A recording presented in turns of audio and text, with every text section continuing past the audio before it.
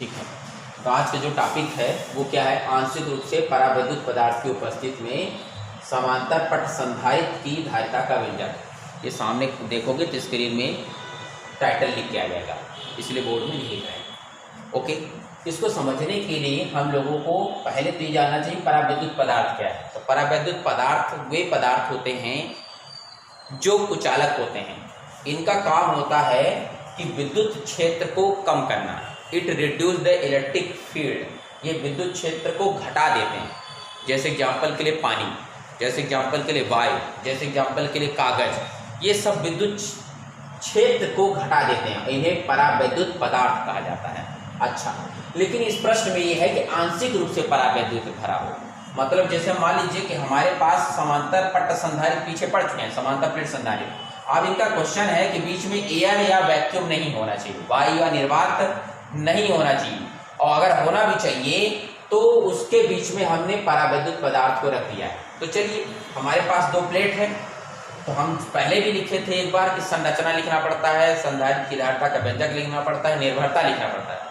तो चलते हैं और हम पहले एक बार बोल देते हैं, फिर आप लोग लिखेंगे कि माना ए और बी समांतर पट संधारित्र की दो प्लेटें हैं जो दोनों समरूप हैं, दोनों एक दूसरे के समांतर d दूरी पर रखे हुए हैं, एक दूसरे के समांतर d दूरी पर रखें। उनके बीच में t मोटाई का, t स्मॉल t, उनके बीच में t मोटाई का दोनों प्लेटों के समांतर, ध्यान देना टेढ़ा टप्पड़ नहीं है, टेढ़ा टप्पड़ समझ गए, ऐसे नहीं रखा, t मोटाई का परावैद्युत पदार्थ दोनों प्लेटों के समांतर रख दिया गया। अब हमें इसका प्रभाव देखना है कि जब इसको रख देंगे तो इनके बीच जो पहले धारिता निकल रही थी उसका क्या प्रभाव होता है, और अब जो रख दिया उसका क्या प्रभाव है। क्लियर है? पहले तो हमको मालूम है, फार्मूला था, याद है, C = ε0A/d, राइट है। लेकिन आज हमको ये नहीं निकालना है, हमको ये पता लगाना कि इसके का क्या प्रभाव है इस परावैद्युत पदार्थ पर। तो ठीक है, कॉमन सेंस की बात है, इतने t हिस्से में परावैद्युत पदार्थ है और टोटल हिस्सा d है। तो जब t हिस्सा इस परावैद्युत पदार्थ ने ले लिया तो हवा कितने हिस्से में बचा, d में t माइनस कर दो। भाई मेरे पास 10 मीटर का तार है, किसी ने 2 मीटर का तार ले लिया तो कितना बचा, 10 - 2 बोले तो 8। तो इस तरह से अगर इनके बीच की दूरी d है और परावैद्युत पदार्थ की मोटाई कितनी है, t है, तो वायु जो बचेगी, वायु बचेगी d - t हिस्से में, और ये परावैद्युत पदार्थ बचा t हिस्से। तो लिखिए, माना A और B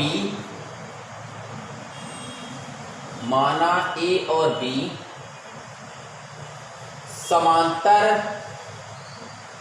पट्ट संधारित्र की, A और B समांतर पट्ट संधारित्र की दो प्लेटें हैं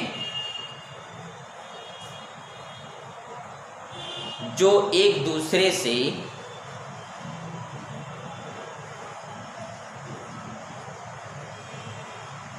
d दूरी पर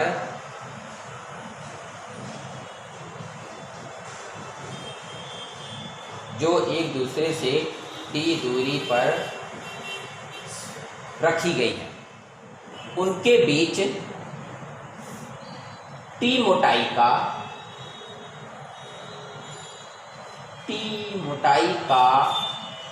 कोई परावैद्युत पदार्थ, t मोटाई का कोई परावैद्युत पदार्थ आंशिक रूप से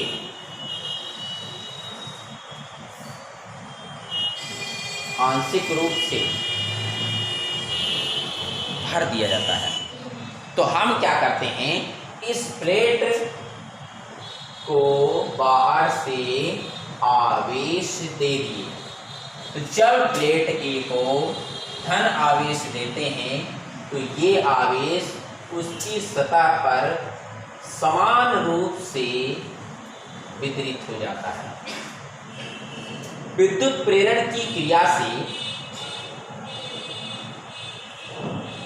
विद्युत प्रेरण की क्रिया से, लिखना नहीं समझना है, विद्युत प्रेरण की क्रिया से इस प्लेट के आंतरिक तल में -q और बाह्य तल में +q उत्पन्न हो जाता है, लेकिन इसका संबंध हम पृथ्वी से कर देते हैं। तो जब पृथ्वी से कर देते हैं तो ये प्लस आवेश पृथ्वी में चला जाता है। अब प्रश्न उठता है कि सर माइनस क्यों नहीं जाता? क्वेश्चन पूछ सकते थे, तो माइनस इसलिए नहीं जाता क्योंकि ये ऋण आवेश इस +q की वजह से बद्ध होता है। ये ठीक है, माना प्लेट A को +q आवेश दिया जाता है, विद्युत प्रेरण की क्रिया के कारण प्लेट B के आंतरिक तल पर -q आवेश, प्लेट B के आंतरिक तल पर -q आवेश और बाह्य तल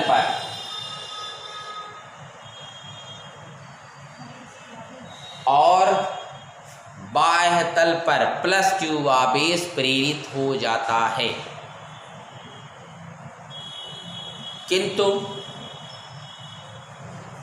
प्लेट B का संबंध पृथ्वी से होता है, किंतु प्लेट B का संबंध पृथ्वी से होता है, अतः +q आवेश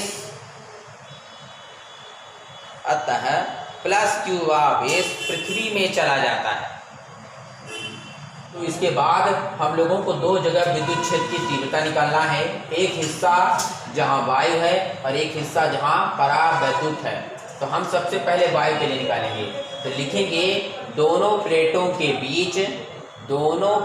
के बीच वायु में स्थित किसी बिंदु पर विद्युत क्षेत्र की तीव्रता एक, और एक निकालेंगे टी मोटाई के लिए। तो पहले वायु के लिए निकालते हैं, तो लिखेंगे वायु में स्थित किसी बिंदु पर विद्युत क्षेत्र की तीव्रता।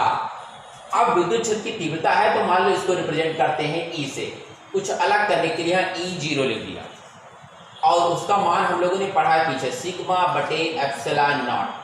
ये विद्युत क्षेत्र की तीव्रता वायु के लिए है। अब ये सिग्मा क्या है? तो सिग्मा को कहते हैं सरफेस चार्ज डेंसिटी, हिंदी में पृष्ठीय आवेश घनत्व। प्रति एकांक क्षेत्रफल पर उपस्थित आवेश की मात्रा को पृष्ठीय आवेश घनत्व कहते हैं। जैसे ये सतह है, इस सतह में मान लो इकाई क्षेत्रफल ले लें, इतना छोटा हिस्सा ले लें, तो इतने हिस्से में कितना आवेश है, दूसरे छोटे हिस्से में कितना आवेश है, तीसरे छोटे हिस्से में कितना आवेश है, वो आवेश की मात्रा कहलाती है, बोलो क्या? Sigma, surface charge density. और हम लोग जानते हैं, क्या जानते हैं, यहाँ लिखेंगे और इसके बाद लिखेंगे जहां सिग्मा बराबर,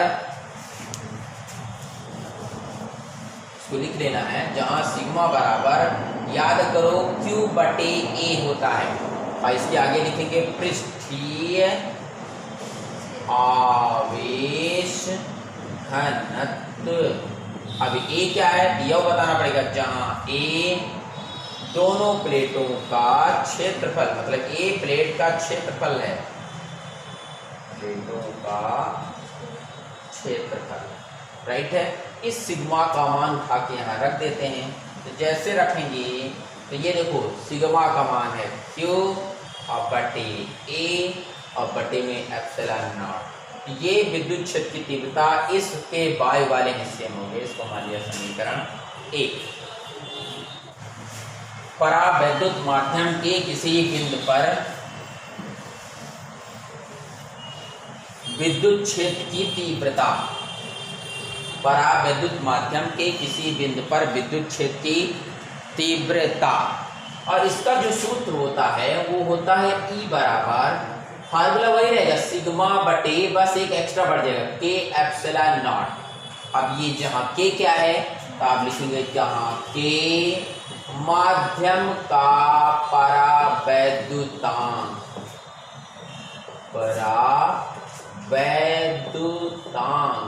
ये है, राइट।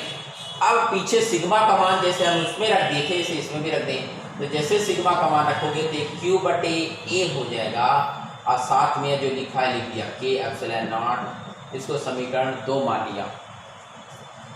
K माध्यम का परावैद्युतांक, अब हमको दो हिस्सों में विद्युत क्षेत्र की तीव्रता मालूम हो गई, एक तो वायु में और एक तो के परावैद्युतांक में।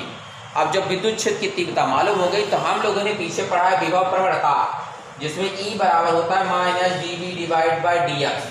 इस फार्मूले का उपयोग करके E मालूम हो गया है, अब बीच की दूरी मालूम है, हमको विभव निकालना बहुत टफ नहीं है।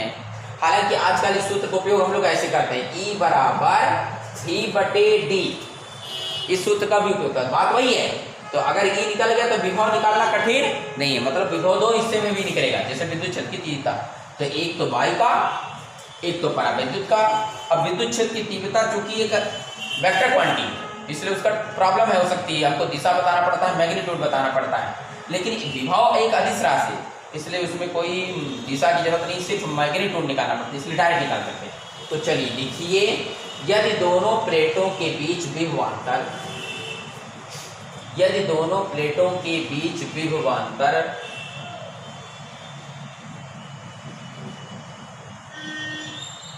यदि दोनों प्लेटों के बीच विभवांतर भी हो